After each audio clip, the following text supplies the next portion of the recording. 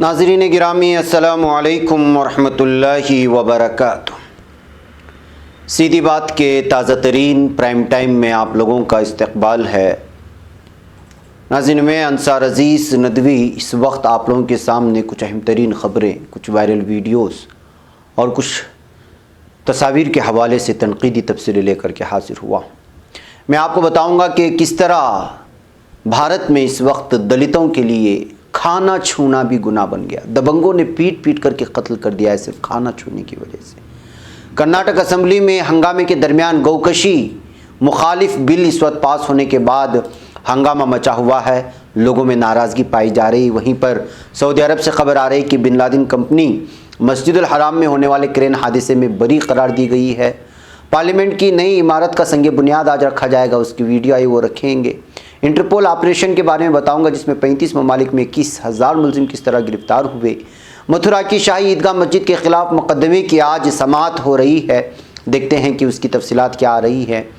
और उधर भी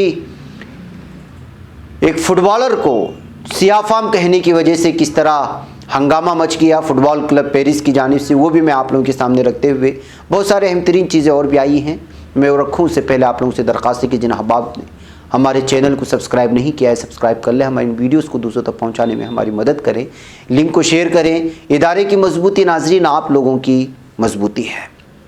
नाजरीन गिरामी आइए सबसे पहले बात कर लेते हैं उस भारत की जिस भारत में दलित का जीना मुश्किल कर दिया गया है। जी हाँ नाजरीन, हम इस वक्त 2020 से गुजर करके 21वें में कदम रख रहे हैं और यहाँ पर एक इंसान के खाना छूने की वजह से दूसरा इंसान उसको मार देता है, कत्ल कर देता है। मध्य प्रदेश में दबंगों के जरिए एक दलित नौजवान का पीट पीट कर कत्ल किए जाने का मामला सामने आया। दलित नौजवानों की पीटाई और कत्ल का इल्ज़ाम आलाजात के लोगों पर लगा है। मीडिया ये बराह ज़ात हम लोग जब आलाजात कहते हैं तो समझ लीजिए कि इस समाज में है, जबकि हकीकत ये है कि वो इस वक्त इस समाज के सबसे गिरे हुए और निचली सतह की ज़हनियत रखने वाले इंसान है। मीडिया रिपोर्ट्स के मुताबिक मामला छतरपुर ज़िले का है, जहां एक SC/ST से ताल्लुक़ रखने वाले नौजवान की दबंगों ने इसलिए ज़बरदस्त पिटाई कर दी क्योंकि उसने एक तकरीब के दौरान रखे गए खाने को अपने हाथों से छू दिया था। इस पिटाई के सबब उस नौजवान की मौत वाक़ हो गई। मौसूला इत्तलात के मुताबिक राजधानी भोपाल से तकरीबन 450 किलोमीटर दूर छतरपुर वाक़े किशनपुर गाँव में कुछ लोगों ने एक तकरीब का इनेकाद किया था। पुलिस एहलकार का कहना है कि पार्टी ख़त्म होने के बाद मुलजिम भोरा सूनी और संतोष पाल ने देवराज अनुरागी नामी एक नौजवान को सफाई के लिए बुलाया। इसी दौरान देवराज पार्टी में बना खाना अपने लिए निकालने लगा। ये देखकर भोरा और संतोष इस कदर नाराज़ हो गए कि उन्होंने देवराज की लाठी डंडों से पिटाई शुरू कर दी और इस कदर उसको मारा कि उसकी मौत हो गई। बताया जा रहा है कि देवराज को डंडे से पीटा गया था जिससे वो जाँ बाक हो गया। इस मामले में दोनों मुलजिमीन फरार बताए जा रहे हैं। तो नाज़रीन ये है 2020 और 21 का भारत, जहाँ पर एक इंसान को इसलिए मार दिया जाता है कि वो अपना पेट बुझाने के लिए प्लेट से खाना निकालता है और वहीं पर उसकी जान चली जाती है, कत्ल कर दिया जाता है। फिर भी यहाँ निचली सतह के और इंसानियत को ख़त्म कर देने वाली ऐसे इंसानों का दावा है कि वो बड़े समाज से है, उसका ताल्लुक़ आलाजात से है। हकीकत ये है कि ये दरिंदे हैं। नाज़रीन आइए आगे चलते हैं और बात करते हैं। कर्नाटक असम्बली में हंगामे के दौरान गौकशी मुखालिफ बिल पास कर ली गई है। आप लोग जानते हैं कि इस वक्त BJP हुकूमतों का सिर्फ एक ही काम है, कवानीन को पास करना, मुसलमानों को परेशान करना। ज़मीनी सतह पर जो बर्बादी है, जो तरक्याती काम ठप पड़े हुए हैं, GST की वजह से जो हालात बने, किसानों के क्या हालात हैं, बेरोज़गारी किस तरह आम हो चुकी है, इससे उनको कोई लेना देना नहीं है। उनको बस सिर्फ मुसलमानों के ख़िलाफ़ कवानीन बनाया है और उनको परेशान करना है। यही मतलब है BJP हुकूमत का। ऐसे जो है तबसरे इस वक्त निकल करके सोशल मीडिया में इस बिल को पास करने के बाद सामने आ रहे हैं। बुध के रोज़ कर्नाटक असम्बली में ज़बरदस्त हंगामे के दौरान गौकशी मुखालिफ और मवेशी तहफ़्फ़ुज़ बिल 2020 पास हो गया। BJP का मानना है कि इस बिल के पास होने से रियासत में गौकशी पर मुकम्मल पाबंदी लगेगी और साथ ही गाय की स्मगलिंग, गैरकानूनी ढलाई, जुल्म और गौकशी में मुलवस पाए जाने वालों के खिलाफ सख्त कार्रवाई का भी इंतज़ाम है। लेकिन कर्नाटक असम्बली में जब इस बिल को पेश किया जा रहा था तो कांग्रेस ने काफ़ी हंगामा खड़ा किया और उसकी मुखालिफत की। कांग्रेस अराकीन की बात जब नहीं सुनी गई तो सभी पार्टी अराकीन ऐवान से वॉकआउट हो गए हैं।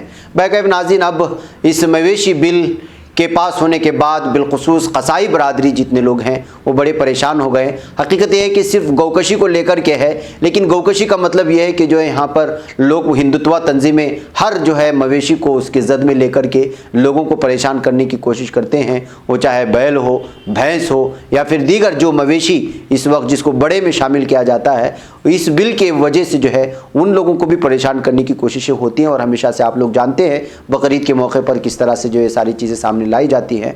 बहरकैफ अब जो है कसाई बरादरी और वो लोग जो इस बिल से नाराज़ हैं वो लगातार एहतिजाज कर रहे हैं और बेंगलुरु में भी आज बहुत बड़ा एहतिजाज मुनक़िद होगा और उसकी तस्वीर हम इंशाअल्लाह रात तक पहुँचाने की कोशिश करेंगे। नाज़रीन गिरामी, मस्जिदुल हराम में एक मामला एक वाक़या पेश आया था अंदोहनाक। वो आप लोग जानते हैं कि क्रेन गिरने की वजह से किस तरह वहाँ पर मौजूद बहुत सारे ज़ाहिरीन शहीद हो चुके थे और उसकी वजह से एक बहुत बड़ी सुर्खी सामने लोगों के सामने, एक अफसोसनाक वाक़या सामने आने के बाद अलग अलग तरह के तबसरे सामने आए थे। सऊदी अरब के एक फौजदारी अदालत ने बिन लादेन कंस्ट्रक्शन कंपनी को मस्जिद हराम में क्रेन के हादसे में बरी करार दिया। एक रिपोर्ट के मुताबिक मक्का मुकर्रमा की एक फौजी अदालत ने बिन लादेन कंपनी के 13 मुलाजिमीन के खिलाफ जारी मुकदमे की कार्रवाई निपटाते हुए कहा कि तवील छानबीन और तहकीकात से साबित हुआ है कि बिन लादेन कंपनी और मुलजिमान क्रेन हादसे में कसूरवार नहीं है।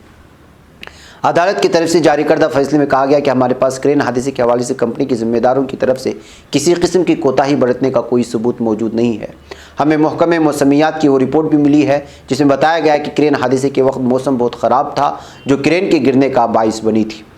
अदालती फैसले में कहा गया कि महकमे मौसमियात और माहौलियाती तहफ़्फ़ुज़ एजेंसी ने हादसे के दिन और उससे एक दिन कबल मौसम की सूरत हाल पर एक बुलेटिन जारी किया था जिसमें कहा गया था कि बहर अहमर में हवा की रफ्तार सिर्फ 1 और 38 किलोमीटर फ़ी घंटे की रफ्तार होगी।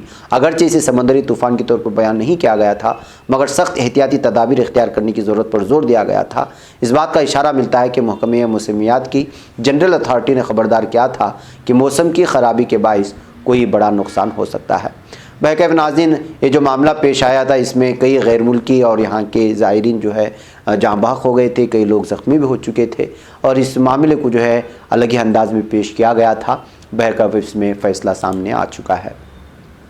नाज़रीन गिरामी, आइए आगे बढ़ते हैं और इस वक्त एक वीडियो आप देख रहे होंगे। यहाँ पर वज़ीर-ए-आज़म नरेंद्र मोदी आज मुल्क की नई पार्लियामेंट की इमारत का संग बुनियाद रखने जा रहे हैं। पार्लियामेंट की नई इमारत इस वक्त पुरानी से भी काफ़ी बड़ी होगी और उसका डिज़ाइन भी मुख्तलिफ होगा।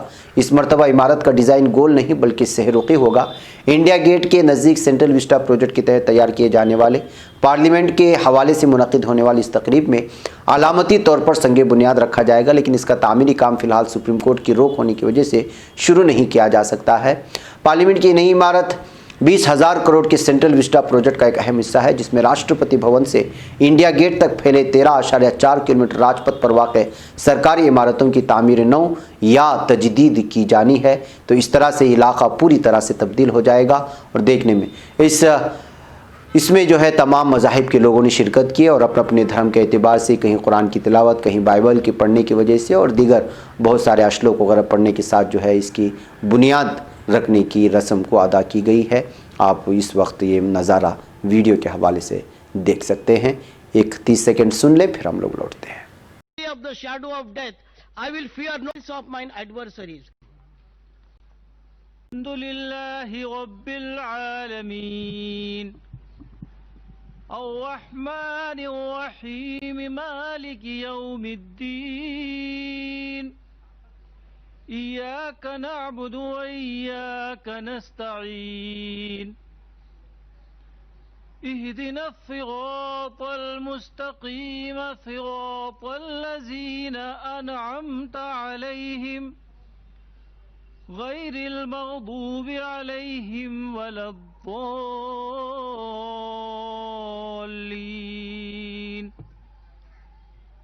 नाज़रीन गिरामी, आइए अगली खबर की जानिब बढ़ते हैं। बैनुल अक़वामी पुलिस इंटरपोल के आलमी सतह पर किए गए ऑपरेशन फर्स्ट लाइन के दौरान दुनिया भर में मारे जाने वाले 10,000 से ज़ायद छापों में 21,500 से ज़ायद मुल्जिमान को गिरफ्तार कर लिया गया है। जी हाँ, फ्रांस के शहर लेवन इंटरपोल की तरफ से बताया गया कि छापे धोखाबाज और जालसाज मुजरिमों के ऐसे मुनज़्ज़म ग्रुपों के खिलाफ मारे गए जो ऑनलाइन या फिर मोबाइल फ़ोन्स के ज़रिए फ्रॉड करते हैं। इंटरपोल ने बताया कि ऑपरेशन गुज़िश्ता साल सितंबर में शुरू किया गया था जिसमें दौरान दुनिया के तमाम आबाद बर्र-ए-आज़मों में मजमूई तौर पर 10,000 से ज़्यादा छापे मारे गए। इन छापों के दौरान कम से कम 35 ममालिक में 21,549 मुलजिमान को गिरफ्तार कर लिया। उनके कब्जे से 54 मिलियन अमरीकी डॉलर के बराबर गैर कानूनी रकूम भी जब्त कर ली गई। इंटरनेशनल पुलिस की जारी करदा एक बयान के मुताबिक इस तंजीम की तारीख में पहला मौका था कि इंटरपोल ने आलमगीर सतह पर ऑनलाइन और टेलीकॉम जराइम के खिलाफ इतना मरबूत और इंतहाई कामयाब ऑपरेशन किया। फर्स्ट लाइट के नाम से ऑपरेशन उन मुजरिमों के खिलाफ किया गया था जो ऑनलाइन, ईमेल या फिर टेलीफोन पर आम सारिफिन से रब्ता करके खुद को किसी सरकारी इदारे, बैंक, इंश्योरेंस या सर्विस कंपनी के एहलकार जाहिर करते हैं और फिर आम शहरियों से उनकी ज़ाती कवाइफ, बैंक तफसीलात और दीगर अहम मालूमात हासिल कर लेते हैं। इन तफसीलात को बादअज़ा मुतासिरा शहरियों को माली हवाले से धोखा देकर लूटने के लिए इस्तेमाल किया जाता है। इस तरह से इस वक्त पूरे लगभग 35 ममालिक में जो छापामारी कार्रवाई की गई उसमें 21,549 मुलजिमान को गिरफ्तार करने का दावा इंटरपोल ने किया है और एक बहुत बड़ा ऑपरेशन माना जा रहा है जिसमें इंटरपोल को इस वक्त कामयाबी मिली है। नाज़रीन गिरामी, मथुरा की शाही ईदगाह मस्जिद के खिलाफ मुकदमे की आज समाअत होनी है। कृष्ण मंदिर के लिए मालिकाना हक चाहते हैं अर्जी गुजार। तो इस तरह से आपको मैंने कल भी बताया था कि कुतुब मीनार के सामने की मस्जिद को लेकर के किस तरह इस वक्त उसके पीछे पड़े हुए थे और काशी मथुरा के पीछे तो बहुत बाबरी मस्जिद के पास ही बाद ही इनका नंबर लगा हुआ था और हिंदुत्व तंजीमें लगातार इस वक्त अलग अलग तारीख का हवाला देकर के मस्जिदों को हड़पने की कोशिशें कर रहे हैं। उत्तर प्रदेश के मथुरा में वाक़ शाही ईदगाह मस्जिद के खिलाफ मुकदमे की आज इलाहाबाद हाईकोर्ट में समाअत होने जा रही है। बाबरी मस्जिद की तर्ज पर इस मस्जिद पर भी हिंदू तबके ने अपना दावा ठोका है और मस्जिद के मकाम पर कृष्ण का मंदिर तामीर करने का मुतालबा किया है।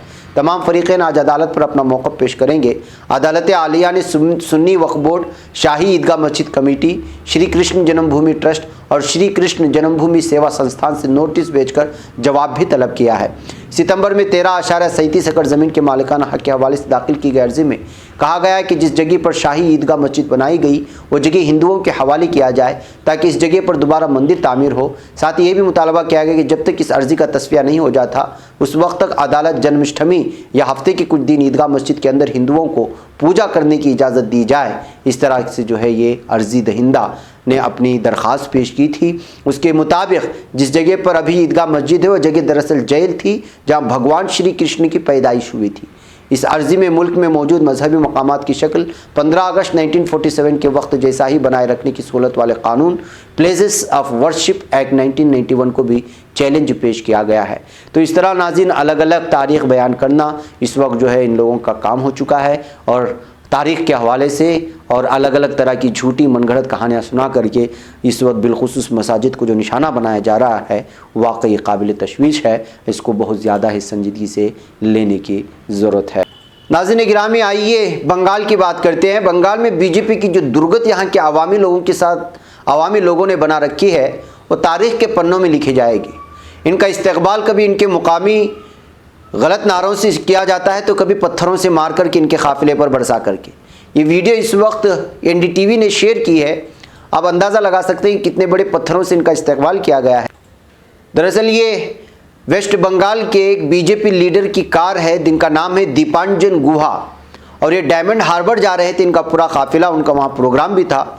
जाते वक्त किस तरह से इनका जो है नाराज़ आवाम ने उनके मुतालबात ना पूरे करने पर और यहाँ की बंदरगाह में मौजूद कुछ मसाइल को हल ना करने की वजह से जो दुर्गत बनाई है वो यहाँ पर आप देख सकते हैं बड़े बड़े पत्थरों से इनको मारा गया। और ये JP नड्डा का जो नेशनल प्रेसिडेंट है बीजेपी का, उनका काफ़िले के साथ ये लोग जा रहे थे। यानी काफ़िलों पर पत्थरबाजी हुई है बीजेपी में और आप इससे अंदाज़ा लगा सकते हैं कि बंगाल के लोग बीजेपी से कितने नाराज़ हैं और ये लगातार बंगाल में हालात ख़राब करने के लिए अलग अलग अंदाज में अलग अलग प्रोग्राम मुनाकिद करके, रैलियाँ मुनाकिद करके, यहाँ एहतिजाजात मुनाकिद करके माहौल को ख़राब करने की कोशिश कर रहे हैं, लेकिन मकामी लोग उनका ठीक से जवाब भी दे रहे हैं।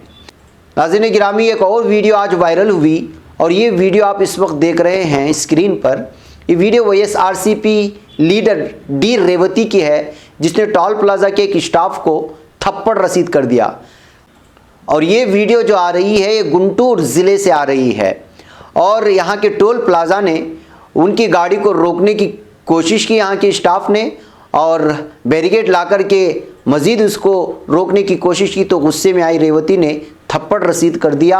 ये होता है दबंगई सियासी लीडरान की, जो सियासी लीडर बनते ही अपने आप को कुछ और ही समझने लगते हैं और कानून को अपने हाथ में ले लेते हैं। आप ये यहाँ पर देख सकते हैं इस वीडियो में कि किस तरह से ये YSRCP की लीडर रेवती जो है स्टार प्लाजा के साथ बहस करने पर तुली हुई है। बैकैफ नाज़रीन, दो और तस्वीरें दिखा कर के मैं आप लोगों से इजाज़त लूँ। जब कभी हुकूमत के ख़िलाफ़ प्रोटेस्ट होता है तो बीजेपी का IT सेल उसको अलग अलग नज़रों से देखता है। जब CAA प्रोटेस्ट हुआ तो उसको भी जो है पाकिस्तान से जोड़ करके उसको बदनाम करने की कोशिश की गई। एक और तस्वीर देख लीजिए, ये भी है China Pakistan behind farmers protest. Union minister Danve ने क्या कहा है देख लेते हैं।